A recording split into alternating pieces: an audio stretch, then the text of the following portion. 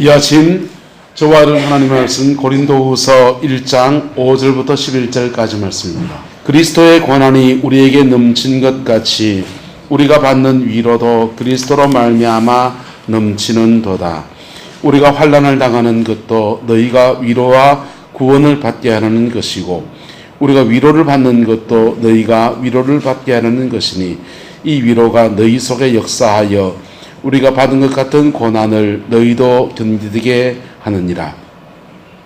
너희를 위한 우리의 소망이 견고함은 너희가 고난에 참여하는 자가 된 것 같이 위로에도 그러할 줄 알미라.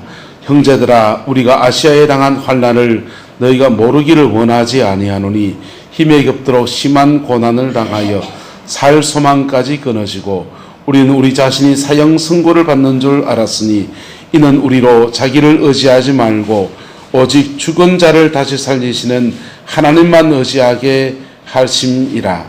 그가 이같이 큰 사망에서 우리를 건지셨고 또 건지실 것이며 이후에도 건지시기를 그에게 바라노라. 너희는 우리를 위하여 간구함으로 도우라. 이는 우리가 많은 사람의 기도로 얻은 은사로 말미암아 많은 사람이 우리를 위하여 감사하게 하려 함이라.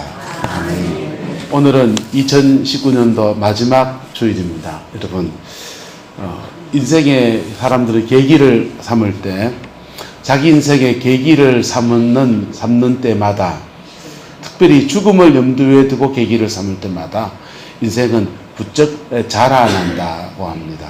록펠러라고 하는 사람은 30살이 되었을 때에 굉장한 부자가 되었어요. 돈을 많이 벌었는데 근데 갑자기 몸에 이상이 와서 병원에 가보니까 알로페시아라고 하는 탈모증 비슷한 병이 이렇게 오는 겁니다. 그래서 머리카락과 눈썹이 이렇게 빠지고 몸이 초췌하게 말라가는 것이었습니다. 그래서 머리카락 빠지는 건 그렇게 생각했어요. 그런데 그 병원에 가서 의사에게 갔더니 의사가 이렇게 말합니다. 이런 상태로는 1년을 견딜 수가 있을까 싶습니다. 그렇게 말했어요. 그 말을 듣고 록펠러가 자기 마음에 큰 충격을 받았습니다. 사업이 잘 돼서 하루에 100만 불, 우리나라 돈으로 하면 100만 불이 얼마입니까? 곱하기 천 해보세요. 100만 원 또 넘게 버는 것이지요. 그런데 그렇게 많은 돈을 버는데 곧 1년밖에 살지 못한다라는 얘기 들으니까 이 많은 돈을 쌓아가지고 내가 못하겠나 그렇게 고민이 들었습니다. 그리고는 하룻밤을 꼴딱 세우고선 아침에 일어나서 이렇게 외쳤습니다. 돈은 아무것도 아니다. 돈은 아무것도 아니다. 하나님이 모든 것이 되신다. 하나님이 모든 것이 되신다. 그렇게 소리쳤습니다. 그리고는 침대 밑에 앉아가지고 하나님께 기도하기 시작했습니다. 그렇게 하루를 하나님 앞에 기도의 시간을 드리고 난 뒤에 록펠러는 달라졌습니다. 근성으로 교회를 하는 모든 것들을 내려놓고 신앙의 틀을 다시 다잡기 시작했습니다. 그리고는 교회를 하나 세웠습니다. 뉴욕에 있는 리버사이드 교회라는 교회를 하나 세우고 록펠러 재단을 만들어서 그가 가진 많은 돈들을 가지고서 가난한 사람을 돕는 의료 사업을 하기 시작하고 그리고 학교를 세우고 교회를 세우고 그렇게 하나님 앞에 복된 인생을 살았어요. 그리고 98세까지 건강하게 살았습니다. 여러분, 여러분의 남은 인생에도 이런 은혜가 있게 되기를 예수님의 이름으로 축복합니다. 이 사람이 이런 복을 받는 노년의 복을 받은 이유가 뭡니까?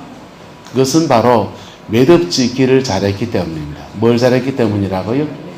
매듭짓기. 여러분, 여러분의 인생에 매듭짓기를 잘하지 못하면 과거는 오늘을 만들고요. 오늘은 내일을 또 만들어요. 어제 죄송합니다. 고스톱판에 말을 해서 어제 패가 안 좋았습니까? 죄송합니다. 오늘도 패가 안 좋을 겁니다. 그리고 내일도 패가 안 좋을 수밖에 없습니다. 왜냐하면 과거는 언제를 만들고 따라서 과거는 오늘을 만들고 오늘은 내일을 만들고 그래서 인생의 과거가 힘든 사람이 오늘 좀 좋고 내일은 좀 희망이 싹트어야 되는데 그렇지가 않고 과거가 어려운 사람이 오늘도 힘들고 내일도 또 힘든 생을 살아가는 거예요. 근데 이걸요, 매듭짓기를 잘하면 새 인생을 사는 놀라운 은혜가 주께로부터 주어지는 거예요. 할렐루야. 그래서 여러분, 그 은혜가 저와 여러분들에게 이루어지게 되기를 예수님의 이름으로 축복합니다. 가끔씩 제가 요즘은 잘 안 불렀죠.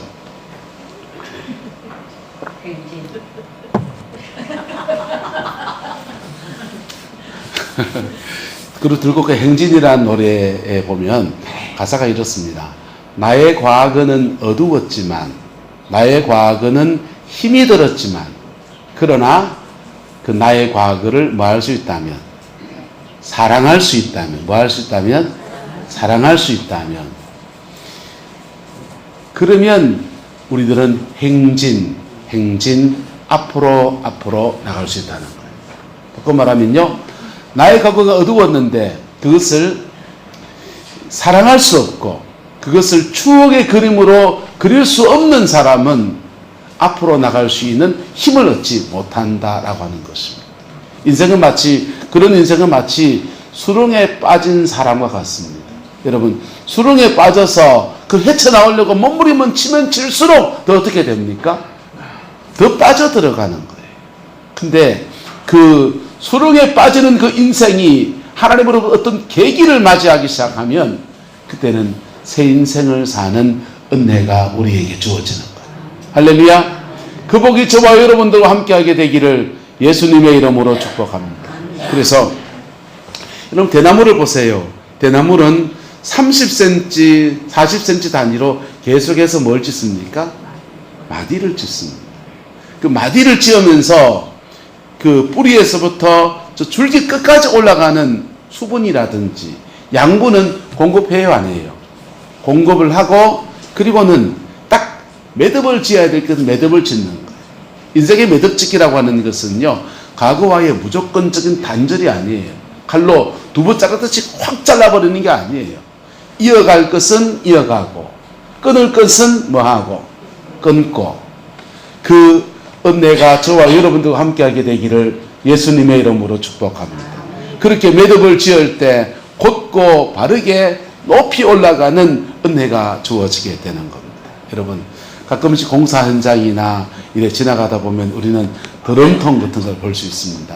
드럼통도 이렇게 뭐가 지어져 있습니까? 매듭이 지어져 있잖아요. 그 매듭은 뭘 보고 만든 줄 아세요? 대나무를 보고 만들었어요. 원래 드럼통은 그냥 일자로 쭉 뻗어 있었습니다. 통으로. 그런데 이게 자꾸 굴릴 때마다 구부러지고 그리고 찌그러지고 그러니까 이걸 어떻게 하면 좋을까 하다가 거기다가 2개의 마디를 넣었어요. 그 마디를 지었더니 이 드럼통이요, 예, 그렇게 견고하게 잘 이렇게 지탱해 나가는 힘이 생기는 거예요. 여러분, 저와 여러분의 인생에 오늘 송년주의를 지내면서 그리스도 안에서 아름다운 매듭짓기가 되어지기를 예수님의 이름으로 축복합니다. 그럴 때 우리는 날짜로서의 2020년도가 아니라 주님이 주시는 축복의 2020년도를 살아가는 은혜가 있게 되어지는 것입니다. 사람들은 자신의 인생에 계기를 찾아야 합니다. 그 계기들이 이렇게 록펠러처럼 내가 죽음을 맞이할 수밖에 없다라고 하는 그 절망 앞에서 계기를 삼는 사람도 있고요. 어떤 사람들은요, 학교에 들어가는 것을 통해서 계기를 삼기도 하고요. 남자들은 군대를 갔다 올 때 계기를 삼습니다. 그 군에 가서 제대할 때가 다 돼 가니까 저는 이제 대학교를 복학을 해야 되니까 학교에 복학을 해야지, 그리고 복학해서 취직 공부하려면 영어 공부를 해야 되겠다 이러는데, 사회생활을 하다 온 사람들은 그 군대에서 제대하면서 생각이 저와는 완전히 다르더라고요. 사회생활을 하다 온 사람들은 이제는 군에 가기 전에는 부모님으로부터 용돈을 받고 살았는데 지금부터는 나는 이제 어른이다, 내 앞걸음은 내가 하고 살아야 되겠다, 그런 결단들을 하더라고요. 할렐루야. 이 마지막 주간을 보내면서 저와 여러분의 위대한 결단이 있기를 축복합니다. 그리고 그 결단을 하나님 앞에 지켜가는 은혜가 있기를 축원합니다. 이 작심삼일이 되지 않고 이 결단을 지켜갈 수 있다면요, 우리는 이런 인생을 살아갑니다. 한번 따라합시다. 어제를 디딤돌 삼아 내일을 바라보며 오늘을 살자. 여러분, 어제를 지나간 경험이나 지나간 상처나 그것을 디딤돌 삼아서 내일의 소망을 바라보면서 오늘 하루를 인내로 살아가는 거예요. 그럴 때 그의 인생의 고비고비를 넘어서 반드시 하나님으로부터 주시는 은총과 사랑의 때가 그의 인생에 주어지게 되는 것입니다. 할렐루야. 그 복이 저와 여러분 함께하게 되기를 예수님의 이름으로 축복합니다. 예수 믿는 사람은 그 인생의 매듭을 어떻게 지어야 합니까? 예수 믿는 사람은요, 인생의 매듭 짓기를 첫 번째 감사로 지어야 합니다. 뭐로 지어야 된다고요? 감사. 여러분, 감사하는 것은요, 좋았던 것에 대한 매듭 짓기예요. 인생을 여러분 2019년도를 살아가면서 하나님 앞에 좋았던 거 있습니까? 없습니까? 교회적으로도 좋았던 게 많아요. 감사한 게 많아요. 어려움도 있었습니까? 없었습니까? 있었지요. 그런데 좋았던 것도 참 많아요. 예? 좋았던 것을요, 우리가 훈장처럼 가슴에 달면은 그걸 우리 교만하게 만듭니다. 맞습니까? 틀립니까? 사람들은 죄를 지어서 그냥 윤리적 죄를 지어서 넘어져서 힘든 사람만 있는 게 아니에요.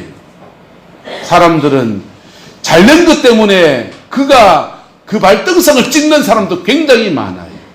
자기 성공에 젖어서 자신을 교만하게 만들어서 그것으로 자기 발등을 찍는 수많은 사람들이 존재합니다. 그런데 이것을 감사로 올려드리면요, 한번 따라합시다. 나의 나된 것은 하나님의 은혜로다. 그렇게 올려드리고 나면요, 나는요, 그 은혜 앞에서 겸손해지는 거예요. 겸손해지는 거예요. 하나님은 교만한 자에게, 교만은 패망의 선봉이라고 하고요, 교만은 넘어짐의 어점이라고 하고요, 겸손한 자에게 하나님은 함께해 주시는 거예요. 여러분, 하나님의 은혜로 물질을 많이 거두었습니까? 감사로 올려드리기 축복합니다. 하나님의 은혜로 질병의 고통에서 뛰어넘었습니까? 감사로 하나님께 올려드리기를 축복합니다. 하나님의 은혜로 많은 지식을 쌓았습니까? 감사로 하나님께 올려드리기를 축복합니다. 하나님의 은혜로 자녀가 결혼을 하고 행복의 틀을 일구어 갑니까? 감사로 주께 올려드리기를 축복합니다. 감사로 올려드릴 때에요, 우리는 그것이 우리를 교만하지 않게 합니다. 여러분, 사람들은 자기의 때에 맞게 자기 자랑이나 기죽지 않으려고 여러 가지 것들을 합니다. 여러분 보세요. 10살, 20살 때는 뭐가 자랑거리인 줄 아십니까? 10살, 20살 때는 힘센 게 자랑이에요. 재주가 많은 게 자랑이에요. 예? 공부 잘하는 게 자랑이에요. 자기가 뭘 가지고 있는 게 자랑이라고. 그리고요, 그 고비를 지나서 대학에 들어갈 때가 되면은 뭐가 자랑입니까? 좋은 대학에 들어간 게 자랑이지. 그리고요, 좋은 대학을 졸업하고 나면요, 그 다음은요, 취직을 한 게 자랑이고요. 취직하고 난 뒤에는 그 다음은요, 장가를 잘 간 게 자랑입니다. 그 다음은요, 돈 많이 번 게 자랑이고, 아파트 평수 넓은 게 자랑이고요. 그 다음은요, 자기 자랑할 게 다 끝나고 나면 그 다음부터는 자식 자랑으로 넘어갑니다. 우리 애가 글쎄 학교 가가지고 공부를 그래가지고 성적이 그래 나왔대 하면서 자식 자랑으로 넘어갑니다. 그 다음은요, 그놈의 자식이, 그 자식이 이제 뭐 어떻게 해서 친구를 어떻게 해가지고 취직을 어떻게 했대 하면서 그 자랑합니다. 그 다음은요, 그 자식이 자라서 나한테 옷을 한번 샀으면 괜히 경로당에 가가지고 어이구 참네, 어이구 깜짝, 자기 옷 자랑합니다. 그 자녀가요, 반지라도 하나 사주면, 아이고, 어머니, 아버지 금혼식 맞이해서 반지라도 하나 사주면 교회 와서, 어머, 봐라, 어이구, 손 봐라, 이러면 자랑합니다. 여러분. 그렇게 인생에 자랑할 때마다 우리는 뭐가 되냐 하면요, 다른 사람보다 자꾸 뭐 하면서, 높아지면서 다른 사람을 자꾸 낮추려고 하고, 그리고 하나님 앞에 자신을 이렇게 세워가는 거예요. 여러분, 따라 자부심은 갖되 자만하지는 맙시다. 하나님의 주는 은혜 아래서 주님이 나와 함께 하심에 대한 자부심을 가지되 자만해서 교만함이 되면요, 교만은 넘어짐의 뭐라고요? 앞잡이라는 겁니다. 예수님이 이 땅에 오셨을 때에 구원하지 못한 유일한 사람들이 있습니다. 바리새인들, 서기관들, 자기 의로 똘똘 뭉쳐서 성경을 많이 알고 있어요. 그 사람들요, 하나님 말씀을 알고 있고 교회생활 열심히 하고 있는데 교만한 거. 그 사람들은 구원을 하지 못해요. 예수님이 온 인류의 죄를 위해서 구속하고 십자가에 죽으셨지만은 그 사람들은 그 구원의 반열에 들어오기가 어려운 거예요. 하나님이 여러분에게 좋은 거 주셨습니까? 그런데 그러면 하나님의 은혜를 받으면 다 가난해야 됩니까? 하나님의 은혜를 받으면 다 병들어야 됩니까? 하나님의 은혜를 받으면 손가락 쩍쩍 뻗고 살아야 됩니까? 하나님의 은혜를 받으면 자식이 그렇게 애를 먹여야 됩니까? 감사로 겸손의 자리로 설 수 있는 은혜가 있기를 예수님의 이름으로 축복합니다. 그럴 때 하나님의 그 은혜, 받은 은혜들은요, 축복의 통로로 또 다른 사람에게 나눌 수도 있고요. 할렐루야. 나는 항상 겸손하고 주님이 내게 주신 것들 중에서 2개 주셨으면 한 개는 남과 나눌 수 있고요. 예? 나보다 더 어려운 사람을 돌아볼 수 있는 마음이 생겨나고요. 예? 그게 하나님의 축복의 통로로, 하나님 앞에 믿음으로 심는 통로로 그렇게 사용되어지는 은혜가 있는 것입니다. 그 복이 저와 여러분과 함께하게 되기를 예수님의 이름으로 축복합니다. 한번 따라합시다. 감사는 매듭짓기입니다. 여러분, 인생의 좋은 일에 감사는 매듭은 어떻게 해요? 감사의 매듭으로. 두 번째 인생의 매듭짓기는요, 회개의 매듭짓기입니다. 무슨 매듭짓기요? 회개의 매듭짓기. 여러분, 십자가 앞에 회개하는 것은 비굴한 게 아니에요. 십자가 앞에, 피 묻은 십자가 앞에 회개하는 것은 비굴한 게 아니라고요. 우리 인생은 죄성이 있어서 그 죄를 지으며 살아가는 존재예요. 큰 죄든지 작은 죄든지. 그게 큰 죄, 작은 죄가 우리 눈에 큰 죄고 우리 눈에 작은 죄지, 하나님 앞에서 큰 죄, 작은 죄가 하나님 보시기에는 전혀 다를 수 있다고요. 예? 그래서 우리가 하나님 앞에 으그러진 것들, 잘못된 것들을 하나님 앞에 고백하고 정직함 안에 나갈 때 주님은 우리를 용서하시고 새 인생을 사는 은혜를 베풀어 주시는 겁니다. 할렐루야. 기독교는 이 십자가의 종교예요. 그래서 십자가의 종교이기 때문에 끊임없이 이 예배당에 올 때마다 찬송을 부를 때도, 기도를 할 때도, 말씀을 들을 때도 계속해서 회개하라는 소리를 들을 수밖에 없어요. 귀에 틀어막고 들어도 여러분 들을 수밖에 없어요. 그거 듣기 싫으면 여기 나가야 돼요.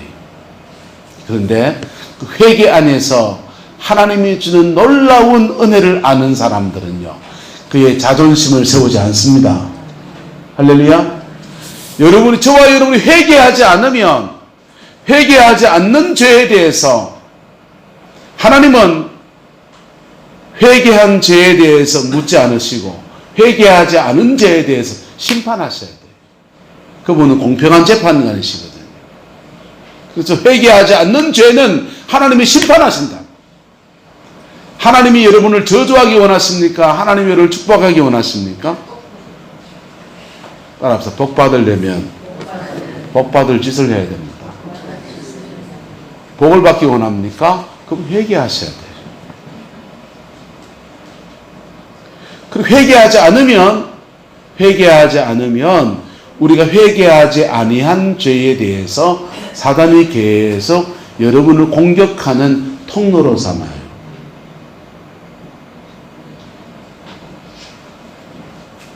근데 이 죄라고 하는 문제는 사람마다 짓는 죄가 다 달라요. 이게 죄라고 합시다. 이 죄를 이렇게 찍어 놓으면 일레 삐져나와요. 아, 이래 삐져나오네? 이렇게 누르면요, 일레 삐져나와요. 죄는 마치 진흙덩어리와 같아요. 우리가 가정 안에서 교육을 받으면서, 교회 안에서 교육을 받으면서 아이고 그런 죄를 짓지 말아야지 라고 생각하면서 그 죄에 대해서 경각심을 가지면 죄는 이렇게 삐져나오고 이렇게 삐져나와요. 인간의 죄성은 그래서 사람마다 다 다른 죄를 짓는 거예요. 음란한 죄에 걸려드는 사람이 있고, 남을 정죄하고 판단하는 죄에 걸려드는 사람이 있고, 도둑질하는 사람이 있고, 혈리 분노를 내는 사람이 다 따로 있는 거예요. 그래서 각각 자기 죄에 대해서 하나님 앞에 고백해야 됩니다. 원주인 목사가 짓는 죄가 따로 있고, 장모님이 짓는 죄가 따로 있단 말이에요. 권사님이 짓는 죄가 따로 있다고요. 사람마다, 직분마다, 자기의 포지션마다 그가 짓는 죄, 그가 걸려드는 죄성은 다 따로 있는 거예요. 죄성이라는 것은 동일한데 그 죄성이 뻗어나온 모습은 다 다른 거예요. 다른 사람을 극도로 미워하는 사람은요, 미워하는 죄에 그가 걸려 있는 거죠. 세리와 죄인들은, 세리와 창녀들은, 몸을 파는 창녀들은 그 정욕에 대한 죄를 해결해야 되죠. 도둑질하는 세리들은요, 돈 욕심적인 것에 대한 회개를 해야 되죠. 바리새인과 서기관들은 무슨 죄를 회개해야 됩니까? 바리새인들은요, 하나님의 말씀 가지고 다른 사람을 판단한 것을 회개해야 돼요. 각각 그가 짓는 죄가 다른 거예요. 그래서 각각 회개해야 돼요. 근데 인간의 죄성은 어떠냐? 제가 짓는 죄를 오숙권사님이 안 짓거든. 그러면 목사님이 돼가지고 어째 저런 죄를 짓노 이럴 거예요. 거꾸로요. 권사님이 짓는 죄를 저는 안 지어요. 권사님이 돼가지고 말이야 기도 많이 한다 하면서 어째 저런 죄를 짓노 이래 말한다고. 인간의 죄성은 내가 그 사람이 짓는 죄를 짓지 않기 때문에 내가 나와 다른 죄를 짓는 사람을 부단히 정죄하고 있는 거예요. 여러분, 한 해가 가기 전에 정리해야 합니다. 새해를 살고 싶습니까? 이 해가 가기 전에 피 묻은 십자가 앞에 정리해야 합니다. 그렇지 않으면 2019년도나 2020년도나 그가 거의예요. 날짜만 지나갔을 뿐이에요. 송년주간을 맞으면서 저와 여러분 안에 십자가 앞에 정리하는 위대한 은혜가 있게 되기를 예수님의 이름으로 축복합니다. 십자가 앞에 정리하면요, 주님의 보혈은 완벽하게 그 죄를 사하는 권세를 가지고 있습니다. 할렐루야. 상징이 아니에요. 실제로 죄를 지우는 강력한 하나님의 권세. 여러분, 민주원이가 연필로 글자를 썼습니다. 공책에. 그 뭘로 지워야 됩니까? 지우개로 깨끗이 지워야 하니까 지워야 되지. 볼펜으로 썼습니다. 지우개로 지워집니까? 안 지워집니까? 안 지워져요. 그때는요, 화이트라든지 볼펜 지우개 같은 게 따로 있어요. 그걸로 지워야 돼요. 제가 오2회 때 칠판을 써서 설교를 합니다. 그리고 이 보드마카를 가지고 막 썼어요. 그 다음에 그거 지워야 됩니까? 안 지워야 됩니까? 근데 뭘로 지웁니까? 보드마카 지우개가 따로 있어요. 인간의 죄를 지우는 지우개가 따로 있다고요. 피 묻은 십자가의 권세 안에서 인간의 죄는 지워지는 것입니다. 그 인간의 죄가 지워질 때 그냥 죄 하나만 지워지는 정도가 아니에요. 우리의 전 존재를 바꾸시면서 성령이 임하시고요, 하나님이 우리와 하나님 사이에 막힌 모든 담을 흘러주시는 은총을 베풀어 주십니다. 그리고 죄 아래 살아가는 이 세상 가운데서 거룩한 천국에 가는 천국의 역사가 벌어지는 거예요. 그리고요, 가는 천국만 있는 것이 아니라 그 천국으로부터, 거룩한 천국으로부터 이 죄악된 세상 가운데서 임하시는 천국, 오는 천국의 역사가 또한 이루어집니다. 그러면서 그 십자가의 영광은 어마무시한 영광의 역사가 일어납니다. 십자가는 인간의 죄를 사하고요, 십자가는 인간의 모든 저주를 풀어내고요, 십자가는 인간의 모든 질병도 고칩니다. 십자가는요, 가시 면류관 쓴 인생의 영광의 면류관, 생명의 면류관을 쓰는 놀라운 은총을 그에게 안겨주는 거예요. 저는 1992년도에 신학교를 들어갔습니다. 영남대학교 금속공학과를 졸업을 하고서 신학교에 들어가서 처음으로 이제 전사라는 것을 나갔어요. 임지에 나가서 새끼 전사의 사역을 하는 것이죠. 1년 동안 전사로 섬기는데 이게요, 참 묘하더라고요. 제 모교는 동천제일교회, 대구에 동천제일교회. 대구 동천제일교회 가면 우리 교회를 간 것 같고, 처음 사역지를 섬겼던 하양제일교회였습니다. 하양제일교회를 가면 꼭 직장 온 것 같은 거예요. 그래서 거기 오면 직장 온 것 같고, 모교에 무슨 일이 가면은 그 꼭 우리 교회에 온 것 같아요. 그렇게 1년을 직장 생활하듯이 그렇게 교회를 섬기는 겁니다. 연말이 되었습니다. 마지막 송년주일 예배를 드리고 교육부서를 다 섬기고, 그리고 그때 저녁 예배를 제게 맡겨주셨어요. 저녁 예배 목회 자리에 서서 교인들 앞에 이런 고백을 했습니다. 제가 1년을 교회를 섬기면서 제 스스로 저한테 3가지 질문을 해봤습니다. 그랬어요. 첫 번째 질문은, 주희야, 너 왜 목회하느냐? 라고 하는 것이었어요. 주희야, 너 왜 목회하느냐? 그렇게 묻고 내 스스로 그게 답을 하기 시작합니다. 너 혹시 하나님을 너무 사랑하고 영혼들을 너무 사랑해서 그렇게 목회를 하느냐? 이렇게 물으니까 1년 동안 직장 생활하듯이 그렇게 했거든. 사역지를 섬기는데 긴장을 하니까 그 마음 편하게 이렇게 풀어져 있지 못한 거예요. 직장 생활하듯이 그렇게 주를 섬긴 것 같아서 그거는 자신이 없었어요. 아니요, 제가 영혼을 너무 사랑하고 하나님을 너무 사랑해서 그렇게 주를 섬긴 것 같지 않습니다. 라고 주께 대답을 했어요. 두 번째, 내 스스로 이렇게 질문을 또 합니다. 너 그러면 하나님이 목회를 감당한 사람에게 주는, 하나님 나라에 주는 상이 있는데 그게 목자장이 나타나실 때 주는 영광의 면류관이라는 거예요. 영광의 면류관을 바라보면서 너 목회를 하느냐?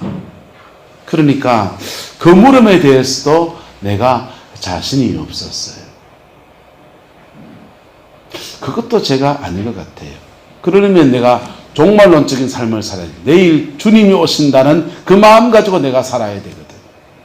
세 번째 질문을 깎아내려서 낮추어서 물었습니다. 주희야, 너 그럼 왜 목회하느냐?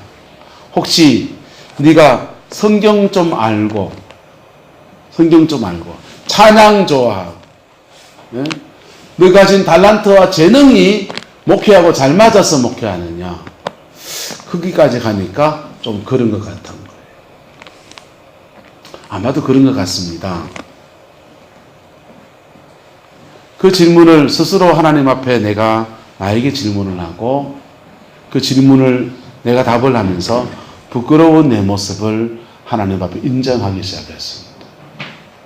사실은 그 한 주간 동안, 그 전 주간 동안 계속 그것을 묵상하고서 그렇게 하나님 앞에 내게 묻던 질문들을 교인들 앞에 나누고요. 그리고는 제가 이런 사람이었습니다. 라고 고백했어요. 그리고 이제부터는 그렇게 목회하지 않겠습니다. 라고 회개를 했습니다. 그런데요, 그냥 담백하게 말한 거예요. 일상의 대화를 하듯이. 그렇게 말을 하고서 강대상에서 내려와서 성가대성에 앉아서 찬양대랑, 그때 제가 교회가 그때도 뭐 작은 교회였으니까 제가 전사였지만은 주일 난예배 찬양대에 같이 서서 찬양을 같이 했습니다. 저도 찬양을 좋아하니까. 찬양대에 앉아서 다음 주 찬양곡을 연습을 하는데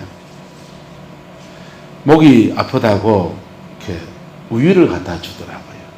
우유곽을 딱 여는데 갑자기 그 우유곽 안에서 방글라데시에서 굶주린 아이들의 얼굴이 탁 떠오르는 거예요. 엄마 참 이상하다. 왜 우유곽 안에 선조제에서 굶고 있는 아이들의 얼굴이 보이지? 아무 생각 없었어요. 그리고 맞았습니다. 그리고는 집에 갔어요. 집에 가서 아침이 돼서 월요일 아침 주일 사역하고 피곤하니까 늦잠을 자고서 아침에 일어나서 보니까 부모님이 나가시고 아무도 안 계신 겁니다. 혼자서 밥을 챙겨 먹어야 되니까 라면을 하나 끓여가지고는 계란을 하나 탁 까놓을 때였어요. 계란을 하나 탁 까놓고 이제 라면을 이제 먹어야 되잖아요. 딱 먹으려고 하는데 그 라면 면발 안에서 또 굶고 있는 아이들의 얼굴이 팍 떠오르는 거. 참 이상하다. 어째도 그러더니 오늘 이거 왜 보이지? 그리고는요, 그날은 그 라면을 못 먹겠더라고요. 그래서 먹을 거 좋아하는 제가 이 밀쳐놓고서요, 굶었어요. 그때 제가 찬양팀, 교회 바깥에 찬양팀을 하나 만들어서 찬양팀에 활동을 하고 있어서 그 찬양팀에서 악기를 사용하는데 악기가 주로 일본제 악기들이 그 당시에 100볼트로 나왔어요. 그래서 도란스를 사용해서 이걸 늘 연주를 하는 겁니다. 도란스가 고장이 나서 그 도란스 고칠 것을 들고서 교동시장에 전파상에 고치러 나갑니다. 그 고치러 대구 동성로를 지나가는데 급기야 이상한 현상이 생겼습니다. 갑자기 지나가는 사람들이 뼈다귀가 보이는 거예요. 지나가는 사람들이 길거리를 걸어가는 사람들의 적나라한 실체가 막 보이는데요. 사람의 몸 모습은 사라지고 해골바가지가 막 저벅저벅 걸어갑니다. 그런데 사람마다 여기 가슴 한켠에 여기 한켠에 시꺼먼 걸 하나 달고 앉았더라. 그게 죄라는 것이었습니다. 제 눈에만 보였어요. 사람들이 보이는데 이 가슴 한켠에 죄를 턱턱 달고 다니는 그런 모습을 봤어요. 그걸 보면서 너무나 보기 민망해서 얼굴을 땅바닥에 대고서 눈물을 흘리면서 동성로 바닥을 그렇게 걸어 다녔어요. 하나님, 이 죄악 가운데 살아가는 사람들이, 감출 수 없는 죄 속에 살아가는 인생들이 그러다가 지옥 갈 텐데, 그렇게 울고 그 하루를 그렇게 지나갔어요. 그리고는 제가 주를 섬기는데 거룩에 대한 기준이 바뀌어버린 거예요. 사람들은 저 사람들보다 내가 좀 더 깨끗하면, 없는 죄를 안 지으면, 도둑질을 안 하면 내가 좀 더 깨끗하고 내가 좀 더 거룩하고 그렇게 생각하고 그렇게 죄 짓는 사람 쉽게 판단하고 정죄하고 하는데, 저는 천국의 거룩이 뭔지 그때 봤어요. 따라합시다. 거룩이 뭐고 사랑이 거룩이지. 하나님이 원하시는 거룩이라는 것이 지고지순한 그런 영적인 단계에 올라가는 것이 아니더라고요.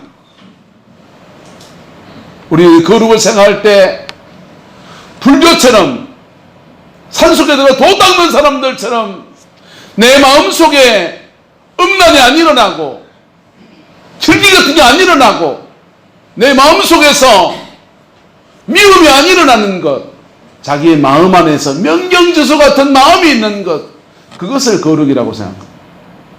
죄송합니다. 불교 거룩이에요. 무념무상을 거룩이라고 생각합니다. 기독교의 거룩은요, 피 묻은 십자가를 주고서 이 땅에 오신 아들 예수님이 보여주신 거예요. 그게 기준이라고요. 그분의 거룩이 기준이라고요.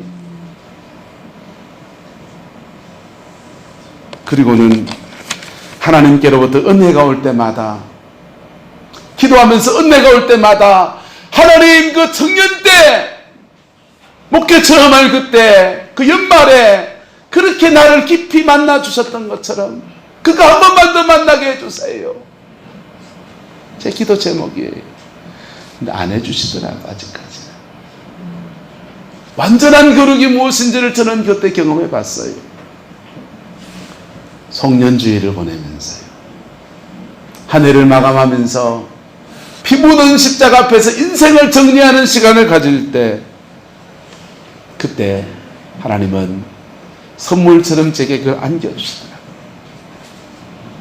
목회 현장에서 주를 섬기면서 영혼들을 섬기면서 이러저런 모습으로 때로는 목사로서 율법주의적인 거룩을 가지고서 사람들을 판단하고 싶은 마음들이 막 일어날 때마다 저는 늘 그때를 기억합니다.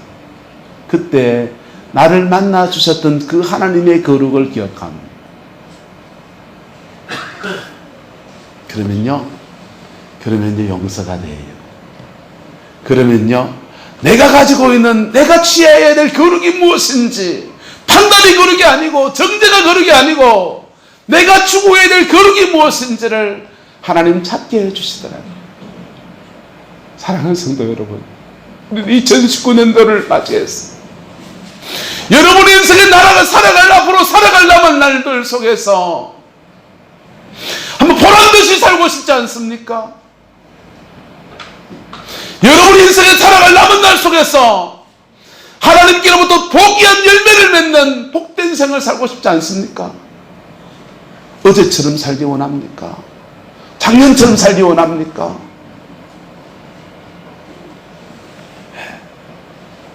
나이가 들어서 체력이 낮아지고 떨어지고요, 몸은 후패해져도 여러분의 속사람은 보혈의 능력 안에서 새로워지기를 축복합니다. 인생의 노화는 막을 수 없지만은요, 영혼의 나이는 날마다 새로워지는 은혜가 있기를 축원합니다. 그러기 위해서는요, 우리가 반드시 정리해야 돼요. 저는 세바시에 강의 나오신 그 서울여대 음대 교수님의 강의를 들으면서 큰 충격을 받은 적이 있습니다. 그분이 너무 멋지게 말 잘하는 제주도 사람인데 얼마나 말씀을 잘하시는지 귀에 쏙 들어오도록 그렇게 말하는 거예요. 그렇게 열배를 더해서 말을 하고 사람들을 들었다 놨다 하고 난 뒤에 그분이 마지막 화두를 던지는데 이렇게 말하더라고요. 이래봐야 소용없어. 너 그거 안 변할 거잖아. 하더라고요. 빵! 한 대 맞았어요. 우리는요, 텔레비만 틀면 좋은 설교 늘렸습니다. 유튜브를 열면요, 너무너무 좋은 설교가 늘렸습니다. 좋은 말씀 얼마든지 들을 수 있고요. 인터넷을 좀 할 줄 알면 방 안에 늘 24시간 동안 찬양으로 가득 도배할 수 있습니다. 그런데요, 그게 여러분을 치장하는 액세서리에 밖에 불과하다는 것입니다. 많은 경우에. 오늘 성경 일독하신 분들을 주의 이름으로 축복합니다. 죄송합니다. 좀 까고 말할게요. 성경을 일독한들, 그 성경을 일독한 것이 내가 피 묻은 십자가 앞에 서지 않는 것이라면 그것도 또 하나의 훈장 하나 단 것에 불과한 거예요. 복음은 많은 지식이 아니에요. 복음은 그리스도가 십자가에 죽으신 실제의 사건이고, 그 실제의 사건 앞에 실제의 내 모습 가지고 나갈 때 복음의 역사가 일어나는 거예요.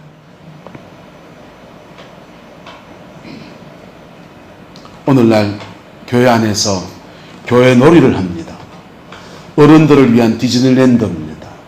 성경 공부하고요, 찬송을 부르고요, 또 가끔씩 지루할까봐 윷놀이도 하고요, 그리고 또 뭐 할까봐 여행도 한번 가지고요. 좋습니다.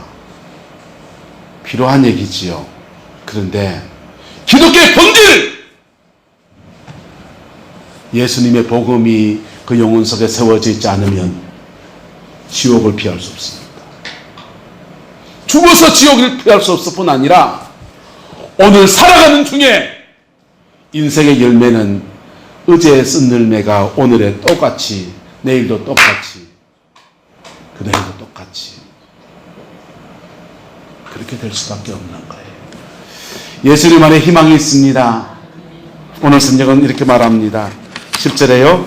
그가 이같이 큰 사망에서 우리를 모아셨고 건지셨고 또 모아실 것이며 건지실 것이며 이후에도 모아실 것이라 건지시기를 그에게 바라노라.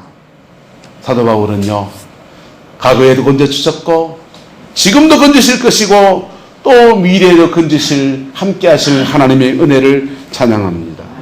이 사람은 왜 그렇게 고백할 수 있습니까? 9절입니다. 이는 우리로 자기를 마하지 않고 의지하지 않고 오직 죽은 자를 다시 살리시는 하나님만 의지하는 사람. 자신의 인생이 날마다 피 묻은 십자가 앞에서 나는 죽어서 오늘 내가 새롭게 사는 그 사람, 그 사람에게는 내일도 함께 하시는 하나님의 역사가 축복으로 이루어지는 거예요. 여러분, 거듭났습니까? 거듭난 사람에게 장로교 교리는 이렇게 말합니다. 제가 몸담고 이 장로교단의 교리는 성도의 견인을 말합니다. 거듭난 사람의 영혼 속에 성령이 임하셔서 그 성령이 계속 질질 끌고 간다. 그래서 제가 설명을 드렸잖아요. 마치 악수하면 이렇게 악수하는 게 아니라 어떻게 해요? 손목 잡고 이끌고 가시는 거. 예? 손목 잡고 이끌어 가시는 거. 내가 손을 놔도 그분의 손이 나를 붙들고 가시는 그 은혜 분명히 함께 합니다. 그런데 손목 잡고 함께 하시는, 끌고 가시는 은혜는요, 여러분 따라합시다. 축복도 함께 하심이고 징계도 함께 하십니다. 징계도 뭐 하시는 거라고요? 여러분, 2020년도에 하나님이 축복으로 함께 하기를 원합니까? 징계로 함께 하기 원합니까? 천당은 가야 될 거 아닙니까? 하나님 쪽에서 말하면. 틀려요? 맞아요? 그래서 영혼을 건져야 되니까 징계하신다니까요. 예? 그만 두들겨 맞아야지. 여러분의 남은 인생에 하나님이 함께 하심이 축복이 되기를 주의 이름으로 축원합니다. 예수님은 축복으로 함께 하시는 그 은총의 역사를 열어주시려고 피 묻은 십자가를 지셨고 보혈의 피를 다 쏟으셨고 완전하게 부활하셨고 하나님 보좌 우편에 성전에 올리셨고 그리고 그분이 죽으실 때에 성소의 휘장이 좌우로 쫙 찢어지면서 누구나 그 은혜 앞에 들어갈 수 있는 길을 열어주었어요. 많이 배운 자나 적게 배운 자나 가난한 자나 부한 자나 젊은 사람이나 어린아이나 그런 거 가린 거 없이 그 피 묻은 십자가 안에서 그 영광에 동참하는 길을 열어주신 거예요. 할렐루야. 근데 그것을 우리가 취하려 할 때는 눈높이를 맞추어야 돼요. 연세대학교에 교수님으로 계셨던 김영길 교수님께서, 이분은 좀 무교회주의자 같은 그런 교회를 다니셨어요. 우찌무라 간조교회래. 그런데 그분이 이렇게 말했습니다. 하나님과 인간이 만나려고 하면 하나님도 하나 잘려야 되고 인간도 하나 잘려야 된다. 하나님과 인간이 만나서 교통하고 그 천국이 우리에게 이루어지려고 하면은 하나님도 하나 잘려야 되고 우리도 하나 잘려야 된다는 거예요. 하나님은 이미 잘리셨습니다. 아들을 십자가에 내어주실 때 그분은 이미 잘리셨어요. 이제 누가 잘려야 됩니까? 따라가, 내가 잘려야 됩니다. 내가 잘려야 돼. 내가 피 묻은 십자가에 눈높이가 맞아질 만큼 그래 잘려야 합니다. 그게 꼭 가난해져야 잘려지는 겁니까? 병 들어야 잘려지는 겁니까? 마음을 낮추어서 사도 바울의 말처럼 나는 날마다 죽노라 할 그때에 내가 잘려지고 그 보혈의 능력 안에서 피 묻은 십자가 앞에 접목이 되는, 접붙임 바 되는 그 은혜가 우리에게 주어지는 거예요. 할렐루야. 그 복이 있기를 축복합니다. 그 복 안에서 많이 여러분의 남은 인생에 하나님이 주는 축복의 여정들이 쭉 풀어집니다. 사람들은 자기 인생을 세워보려고 몸부림을 칩니다. 이렇게 몸부림을 치고 저렇게 몸부림을 칩니다. 그런데 다른 사람들은, 안 믿는 사람들은 그렇게 하면 풀어지기도 해요. 그런데요, 하나님 앞에 살아가는 저와 여러분들은 그렇게 살면 살수록 더 꼬이게 되어 있어요. 왜요? 하나님은 우리의 영혼을 소중히 여기시기 때문에, 소중히 여기시기 때문에 우리 영혼을 가장 1순위에 두고서 다른 것들을 통해서 자꾸 주께 돌아오게 하시려고 하거든. 이사야서 보면 너희가 어찌 매를 더 맞으려고 머리끝부터 발끝까지 다 두들겨 맞은 것밖에 없는데 왜 매를 더 맞으려고 돌아오지 않는다는 거예요. 여러분, 아버지의 사랑 앞에 돌아오는 것 외에 탕자갈 수 있는 그 수단이 뭐가 있었습니까? 아버지의 사랑 앞에 돌아오는 것 외에 탕자갈 수 있는 가장 최선의 수가 어디에 있습니까? 주께로 돌이키는 저와 여러분 되시기를 축복합니다. 여러분, 두 가지 말씀을 드렸습니다. 따라합시다. 감사로 정리합시다. 회개로 정리합시다.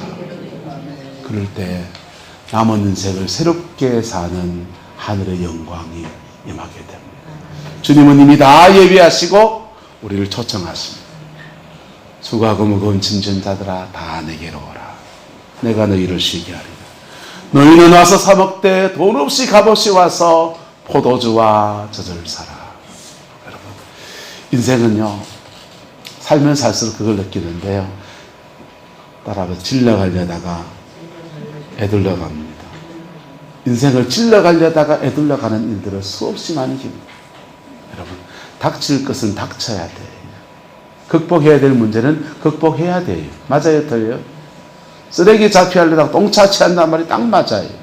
여러분, 십자가 앞에 회개하면 사단의 역사가 끊어집니다. 십자가 앞에 회개하면 저주가 끊어집니다. 십자가 앞에 회개하면 사망에서 끊어집니다.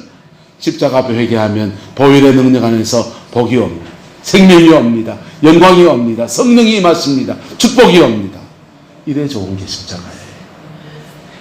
내가 바로 내 옆에 있는 것 늘 흔해서, 늘 들어서 목사님은 늘 하는 소리지. 찬송 부를 때마다 그 찬송 늘 있는 찬송이지. 아니요, 그것을 내 가슴으로 받을 때 십자가는 영광으로 역사하는 것입니다. 여러분의 삶에 십자가가 영광이 되는 은혜가 있기를 주님의 이름으로 축원합니다. 기도하겠습니다. 사랑과 은혜가 많으신 아버지 하나님, 오늘도 우리가 피 묻은 십자가 앞에 섭니다. 보혈의 능력 안에서 우리를 새롭게 하시는 주님을 바라봅니다. 주의 사랑으로 주의 백성들을 덮어주시고 성령의 능력으로 이끌어 주셔서 아버지 2019년도를 잘 마무리하고 2020년도는 새 인생을 사는 은혜가 있게 우리 하나님 주장하여 주시옵소서. 아버지께서 함께해 주시길 원합니다.